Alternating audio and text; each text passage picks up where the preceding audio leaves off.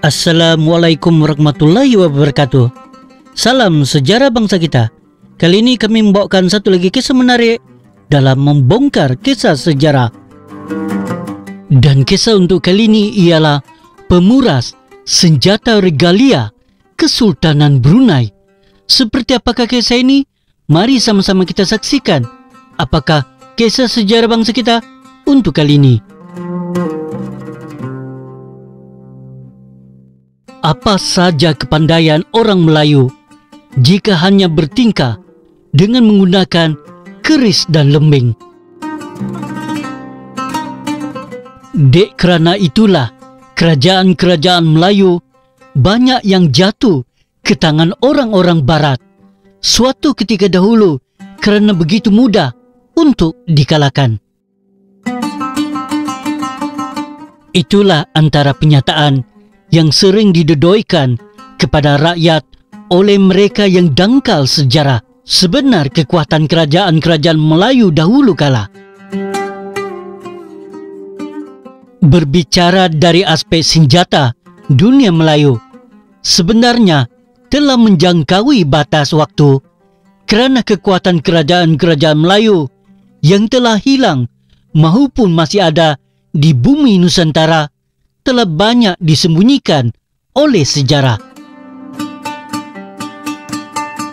Sejarah itu ditulis oleh orang yang menang, membuktikan sememangnya ada penulis-penulis yang sengaja memperkotak-katikan keupayaan orang Melayu dahulu kala. Di dalam perang bagi menyembunyikan fakta dan membesar-besarkan auta agar mengagumi bangsa mereka.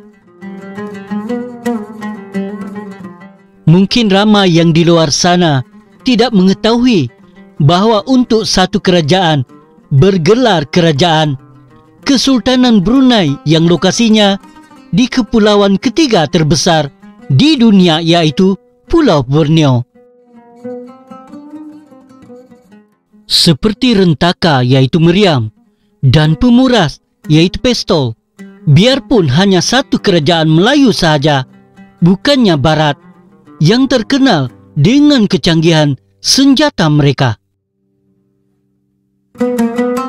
Pemuras nama diberi adalah merujuk kepada satu senjata alam Melayu berbentuk pistol yang mempunyai laras berkelibel pendek dan besar serta kembang di muncung.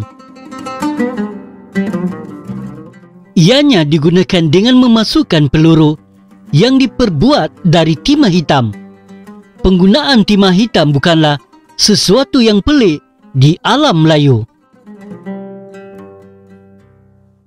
Kerana secara sejarahnya, bahan-bahan mentah seperti timah hitam merupakan antara hasil galian yang banyak didapati di bumi Melayu suatu ketika dahulu. Biarpun pelembungannya adalah secara tradisional.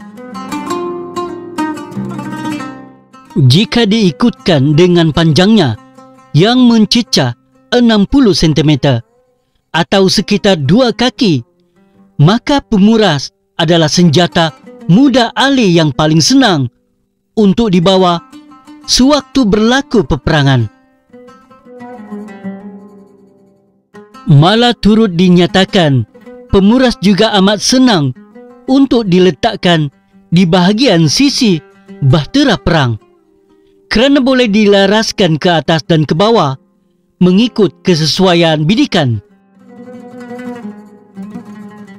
Namun sesuatu yang harus diambil kira, kekuatan bidikan pemuras adalah untuk perang jarak dekat sahaja dan bukannya seperti impak yang diberikan oleh satu meriam yang mana jarak lantunannya jauh lebih panjang.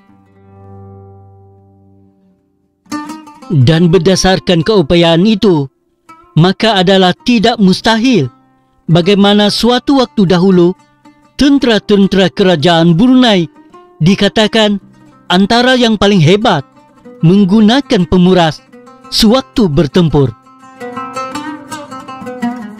Jika di dalam perang Naning, iaitu satu peperangan yang antara penduduk Naning di bawah kepimpinan Dol Said yang membantai tentera British pada tahun 1831.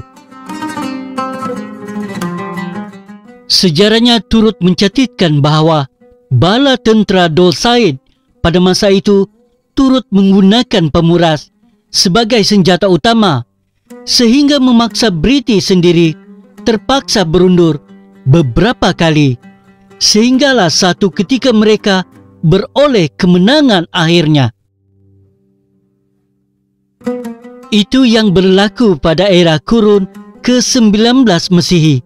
Sebaliknya, jika kita melusuri sejarah kerajaan Brunei itu sendiri, turut mencatatkan bahawa Perang Kastila, yaitu perang antara Spanyol dan kerajaan Brunei yang berlaku pada tahun 1578.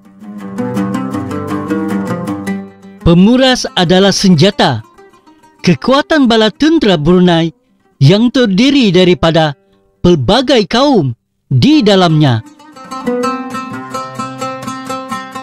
Bayangkan, tidaklah semudah itu Brunei sebagai satu kerajaan yang tersohor di Borneo begitu mudah untuk tunduk ke atas orang barat, yaitu Spanyol.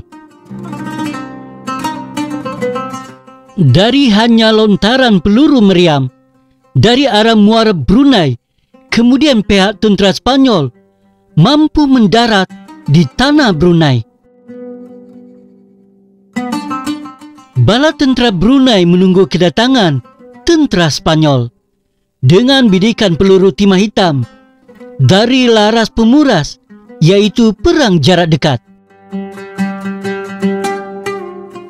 Mungkin kerana tidak menyangka kekuatan bala tentera Brunei pada waktu itu, makanya Spanyol yang gah dengan kekuatan senjata moden mereka boleh mundur dari medan perang. Demi menyelamatkan maruah mereka, makanya penulis sejarah sebelah Spanyol memberikan alasan bahawa tentera mereka berundur dek kerana serangan kolera, sedangkan hakikatnya kita tahu kenapa dan mengapa.